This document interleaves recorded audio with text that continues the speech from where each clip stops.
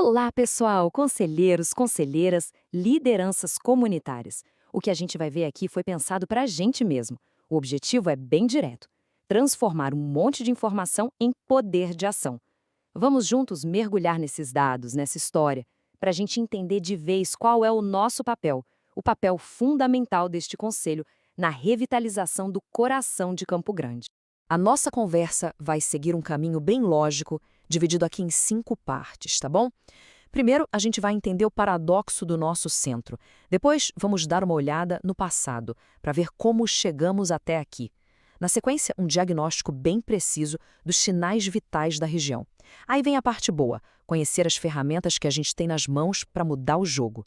E por fim, vamos traçar juntos um roteiro para reconquistar o futuro. Então, vamos começar pelo começo. A primeira coisa que a gente precisa ter na cabeça é essa dualidade que define o centro hoje. Porque ele é, ao mesmo tempo, o nosso maior tesouro e, olha, o nosso maior desafio. Essa frase aqui, tirada do relatório técnico, ela resume tudo, né? Pensa bem, a gente tem a melhor infraestrutura da cidade. A nossa história está toda aqui, os nossos símbolos. Mas, ao mesmo tempo, a gente está perdendo gente. As pessoas estão indo embora. Essa é a tensão. O problema central que este conselho precisa resolver. E isso nos leva a essa pergunta, que é a pergunta-chave que vai guiar toda a nossa análise. Vamos pensar em nós, o conselho, como se fôssemos os médicos responsáveis por curar o coração da nossa cidade. E o primeiro passo de qualquer bom médico é entender a doença. E para entender o presente, não tem jeito, a gente precisa olhar para trás. As decisões que foram tomadas, há mais de um século, moldaram os problemas que a gente enfrenta hoje. Vamos ver rapidinho como essa história toda se desenrolou? Olha que interessante isso aqui. Esse slide mostra a ruptura, o momento exato em que muitos dos nossos problemas de hoje nasceram. No comecinho, o Campo Grande crescia de forma orgânica, em harmonia com a natureza, com os córregos. Mas aí, em 1910, tudo mudou. A gente simplesmente impôs um tabuleiro de xadrez sobre o terreno. Uma decisão que, ao ignorar a geografia, criou problemas crônicos que a gente sofre até hoje. E essa linha do tempo mostra essa jornada perfeitamente. A gente teve uma era de ouro, sabe? Impulsionada pela ferrovia. O centro era o lugar onde as pessoas moravam, trabalhavam, se divertiam, era o coração pulsante. Mas a partir dos anos 80, a cidade começou a se espalhar, a ir para as bordas, e o centro foi se esvaziando. E isso criou o que a gente conhece hoje como deserto noturno. Beleza, já vimos a história, agora vamos voltar para o presente. É hora de fazer um diagnóstico claro, com dados, sem achismos, para entender a saúde atual do nosso centro. Olhem só para esse número. Na última década, a população de Campo Grande cresceu impressionantes 14,1%. A cidade está crescendo. E aqui está o grande paradoxo.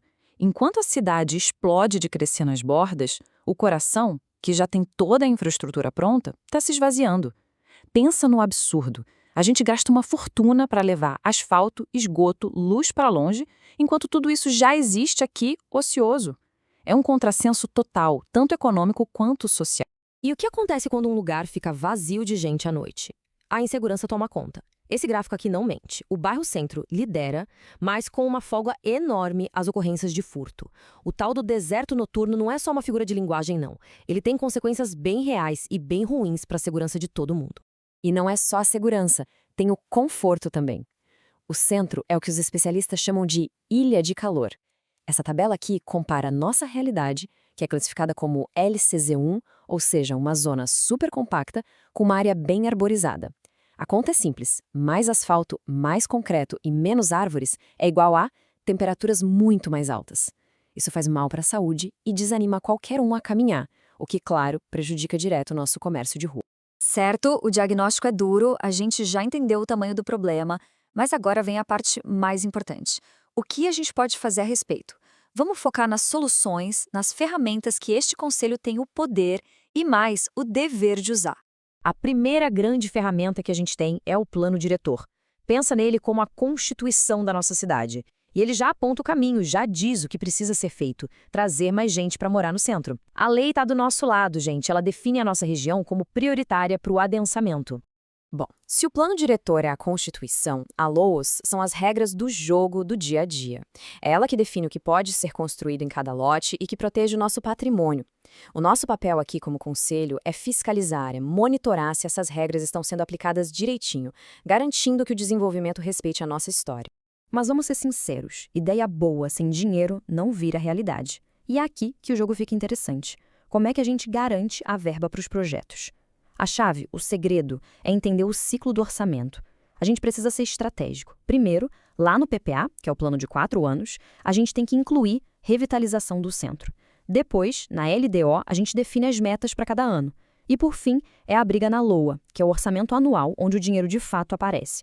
É um processo, e a gente precisa estar atento para agir na hora certa. E que fique muito claro uma coisa, a gente não está aqui para pedir favor. Esse slide mostra que nós temos legitimidade. Temos competências legais para agir.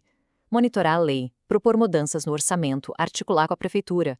Isso não é só um poder que a gente tem, é o nosso mandato, é a nossa obrigação.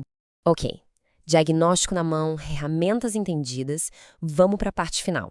Um roteiro, um plano claro, prático, para a gente sair daqui e começar a agir. Como é que a gente transforma todo esse conhecimento em resultado de verdade?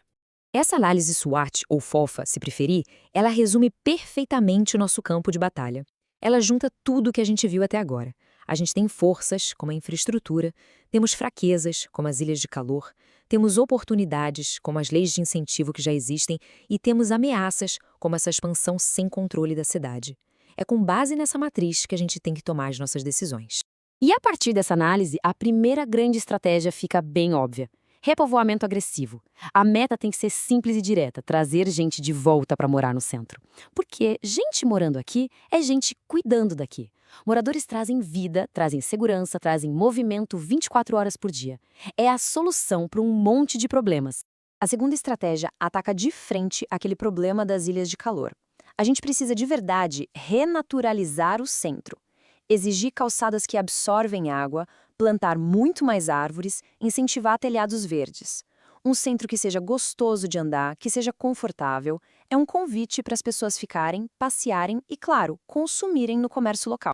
E por último, mas não menos importante, o nosso patrimônio histórico não pode ser só uma peça de museu, intocável, parada no tempo. Ele precisa ser um motor econômico. A gente tem que transformar nossos prédios históricos, áreas como a esplanada ferroviária, em polos de turismo, de gastronomia, de economia criativa, lugares que gerem emprego e renda para nossa gente.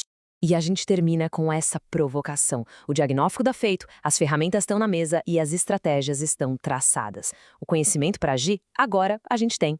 A pergunta que fica para cada um de nós aqui é: qual vai ser o próximo capítulo que nós vamos escrever na história do coração de Campo Grande? Porque o futuro do centro está de verdade nas nossas mãos.